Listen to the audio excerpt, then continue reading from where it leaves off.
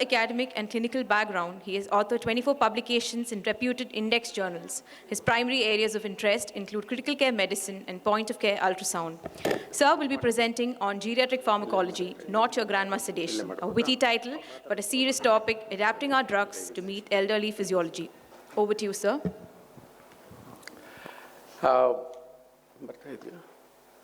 Very good morning to one and all.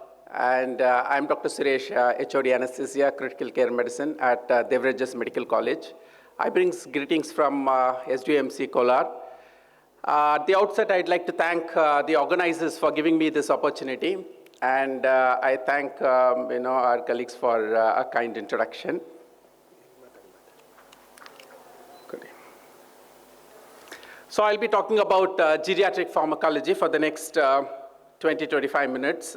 So Dr. Suvajit has taken a little bit more time. Probably I'll compensate for whatever time that's been lost. So a few definitions. Actual number of years one lived is called chronological aging. But when it comes to this physiological aging, we'll be talking about organ reserves or functional capacity. So according to the WHO, elderly means more than 65 years of age. There are some definitions called quoted in some books like young old and older old, where the age will be 65 to 80 years and more than 80 years, where it is called as older old.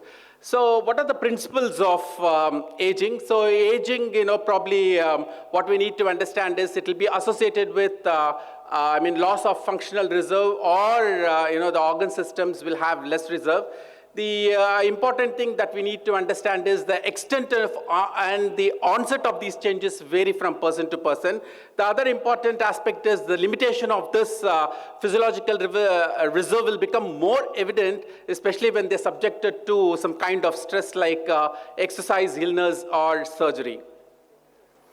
This is a picture which depicts what happens to the physiological reserve, especially when you see like after 65 years of age. So this reserve will definitely will decrease, and as the age grows up, probably beyond 80 years or so, it will become so minimal.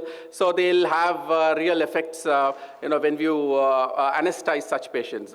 Why are we worried about these anesthetic requirements in elderly? For two reasons. A, we need to understand that these patients will have decreased physiologic reserve, or the organ systems will function a little bit less. The other important aspect is there will be altered drug response due to changes in your pharmacodynamics and pharmacokinetics. So what do you mean by pharmacokinetics? In simple language, the manner in which body affects the drug. So where we really have to understand about the absorption, distribution, metabolism, and excretion of medications.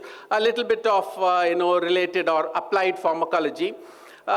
Especially when you come to those oral kind of medications, what we need to understand is the elderly will have increased pH and decreased volume of your gastric acid, and there'll be factors which will affect the motility of your gastrointestinal system, and thereby it will alter your transit time. The other important aspect is bioavailability of the drug, which all depends upon the kind of absorption, the amount of drug that's been transferred to the liver, and the kind of first-pass metabolism that happens in the liver. So what we need to understand is all our antacids, your prokinetics, all these medications will have effect on your GI absorption. The other important aspect is not just the medications, but also surgical procedures or the neuronal activity which is decreased, maybe because of autonomic dysfunction or whatever may be the reason. All this might affect, like your GI absorption, all that. So one thing which is evident is when it comes to transdermal kind of absorption, elderly are more vulnerable because of your thinning of epidermis, and then your structural weakening of your dermis as well. So when it comes to inhaled anesthetics, obviously your minimal alveolar concentration is very much decreased, and the lung mechanics is so much so affected, which will really impact your induction and emergence of anesthesia. The other aspect or other important aspect is your cardiac output. The sudden change or sudden decrease in cardiac output does increase your end-tidal volatile anesthetics, and this will also will affect your emergence and induction. This is the picture will depict, lung mechanics in elderly. If you look into this picture, as the age progresses, there'll be a gradual increase in your residual volume, and then there'll be decrease in your exhaled, reserve volume, and there'll be decrease in your inspiratory reserve volume, and there'll be decrease in your tidal volumes as well. What we need to understand is the closing volumes and capacities will increase by age, and by time, as we all understand, at supine position and at sitting position, especially at supine position, the age of probably 60, 65, and when it comes to sitting position, in elderly patients really have increased closing capacity, which will affect, their intake and output of your anesthetics. So as age increases, we all know that the total body water will be decreased, and there will be increase in body fat content. So this decrease in total body water will have, will affect your volume of distribution of your hydrophilic drugs. So we'll have to decrease the dosage if you take this as a perspective. And when it comes to this body fat, there will be increased amount like 20 to 40%. Thereby, your volume of distribution for lipophilic drugs will be increased, and thereby we'll have to make sure that they increase the dose by 10 to 20%, and it does affect your elimination as well. This is the picture which depicts, how this, your water content and the body fat content affects, or with age, your water content will decrease and your fat content will increase. So this is what will happen. The other important aspect is there will be linear decrease in albumin concentration, and which will really affect your acidic medications. So by increasing the free drug concentration, and by age, your alpha-1 acid glycoproteins will be slightly increased, which will affect your lipophilic basic drugs. So what we need to understand is aging brain will reduce, we all know that we have reduced central circulating volume. There will be decrease in neuronal volume. Something happens with the vascular distribution. These areas of the brain where they have lot of critical areas where a lot of interactions happen, density of vasculature will be that much more.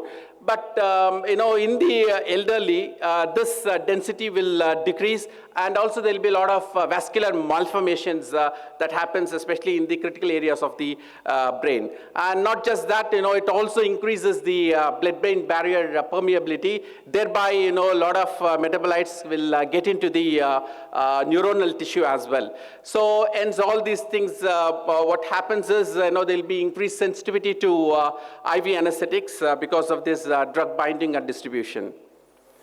When it comes to hepatic metabolism, obviously the hepatic blood flow is decreased. There will be decreased liver mass, decreased hepatic microsomal enzyme systems, and because of comorbidities, elderly patients will be having will be on a lot of medications. These medications will really affect your. They in fact compete with your hepatic microsomal enzyme systems, and it does influence. When it comes to extrahepatic and Hester kind of metabolism, it is a little bit unclear with regard to elderly patients. And renal functions are obviously decreased. There will decreased renal mass. Creatinine clearance is decreased. There will be decreased glomerular filtration rate. The other important aspect here is renal vascular dysautonomy. So that means there is decreased autoregulation when it comes to your volume status of the patient and renal blood flow as well. So especially when in hypertensive and hypotensive kind of situations, these people will not be able to quite contribute to your renal vasculature because of dysautonomy. So obviously all these things will increase your half-life of renally excreted medications. So pharmacodynamics, again in simple words, a manner in which drug affects the body. So what are the effects of the drug that will happen in the, So we need to discuss about three systems, mainly central nervous system, cardiovascular, and respiratory system. When it comes to central nervous system, inhaled anesthetics and opioids, elderly patients are more sensitive. And the aspect here is minimal alveolar concentration correlates with the degree to which an anesthetic enhances function of GABA receptors in the brain. So basically, this will increase the function of GABA receptors, and MAC for volatile anesthetics will decrease by 6% every decade after 40, and when it comes to nitrous oxide, it will be 8% after 40 every decade. So older patients are more sensitive to sedative and also deliriogenic effects of opioids. So when it comes to certain medications, we all know that propofol, elderly patients are more prone to, more sensitive to propofol. Propofol does decrease CMRO2, cerebral blood flow, and ICP. It will also, the important aspect here is propofol lowers your mean arterial pressure so much so that, there'll be, the cerebral perfusion pressure may go below the critical level. So the range of cerebral autoregulation is quite altered in, and it is very significant in hypertensive patients especially. So when it comes to benzodiazepines, that's not a good drug, because it also increases deliriogenic effects in elderly. Etomidate, it equally decreases your cerebral metabolic rate, cerebral blood flows, your ICP, as good as propofol. But, the advantage of etomidate is it is hemodynamically more stable. The disadvantages, of course, we know that it will decrease the adrenocortical system, and there are high risk of post-operative nausea, vomiting. Ketamine, there was a lot of debate in the past with regard to ketamine, because they were worried about deliriogenic effects and post-operative cognitive dysfunction and post-operative delirium using ketamine. But this is all done now. Ketamine is a very safe drug, and it does decrease post-operative delirium. Dexmedetomidine is a much selected sedative agent, especially when you want to give as infusions for a long time, and in intensive care of unit kind of patients, it does decrease, it does not have any effects on delirium, so it is much appreciated. When it comes to respiratory system, propofol does cause, apnea, it does cause respiratory depression. It decreases the airway reflexes. It will, these hypoxic and hypercapnic responses are blunted. And as I've already described, this pulmonary mechanics, will have profound consequences in the elderly. Midazolam is not a great drug. But if you have to avoid, it has to be avoided. It does have, very severe metabolic, respiratory depression. The good drugs are, when it comes to respiratory issues, ketamine, etomidate, and dexmed will cause less respiratory depression, and it should be, preferred drugs in kind of elderly patients. So cardiovascular system, yes, propofol will decrease your mean arterial pressure, and it is not good for the brain as well, because it does decrease your cerebral perfusion pressure. It does so, by decreasing your vascular resistance. It does have reduced baroreceptor reflex and ventricular dysfunction. These patients are more prone to hypovolemia because of the fact that they'll be on diuretics quite often, and propofol should be avoided in patients with severe cardiovascular diseases like severe valvular heart disease and critical aortic stenosis. So these are certain patients where we have to avoid this medication. Etomidate, will have very minimal effect on cardiovascular system, and your heart rate, your cardiac output are quite unchanged. And the only problem with etomidate, increase in post-operative nausea, vomiting. The other aspect is suppression of your adrenocortical system. Midazolam will have, better hemodynamics, but then, when it is combined with opioids, definitely it is not the drug which will maintain your hemodynamics. Definitely it will put down. Another aspect is deliriogenic effects. Ketamine, there will be transient increase in your blood pressure, heart rate, cardiac output, but great caution should be administered in patients with severe stenotic lesions, myocardial infarction or ischemia, and in decompensated heart failure. That's something which we have to worry about. And dexmedetomidine, definitely it is a very good drug. It reduces delirium. But it does have hemodynamic effects where patients will have kind of bradycardia and vasodilation, thereby causing a little bit of hypotension. Of course, you have to give in decreased doses.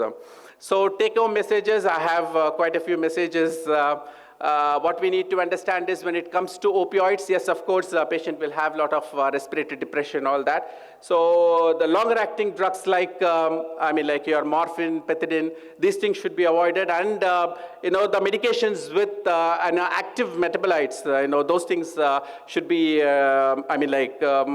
make sure that, that happens as well.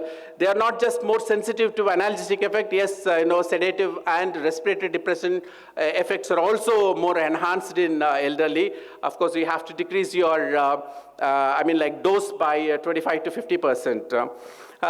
Coming to midazolam, oftentimes I've repeated, this drug is something which we have to avoid, if at all in elderly, and make sure that, as you can see, as that patient grows old, you might have to decrease your dosage by 75% if at all.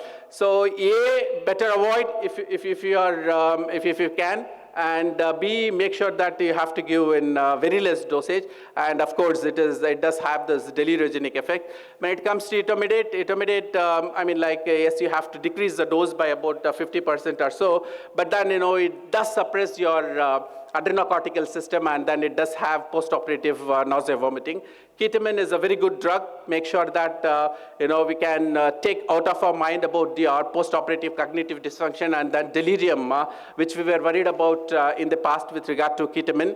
And dexmedetomidine, as I told you, is a very good drug, and it does have a little bit of hypotensive and bradycardic kind of effects. The advantages are, yes, we can decrease your anesthetic requirement, decreased opioid requirement. There will be decreased agitation, and of course, it's a very good drug where delirium is hardly seen. Non-depolarizing muscle relaxant, the only thing what we need to understand is the dosing and redosing should be a little bit on the lesser side. Of course, it does have a little bit longer, elimination of life. Sugammadex, no difference in dosage when it comes to young adults or old adults. The only thing what we need to understand is when it comes to sugammadex, we got to be very careful with regard to renal functions, and make sure that we monitor your TOF with when you are giving this sugammadex. MACA volatile anesthetics, as I told you, your inhalation anesthetics decreases by 6% every decade, more than 40.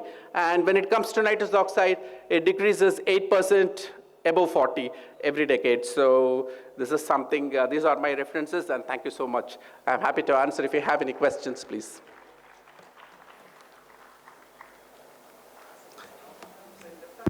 I request Dr. Poddar and Dr. Chandrasekhar to come on the stage to take some few questions from the audience.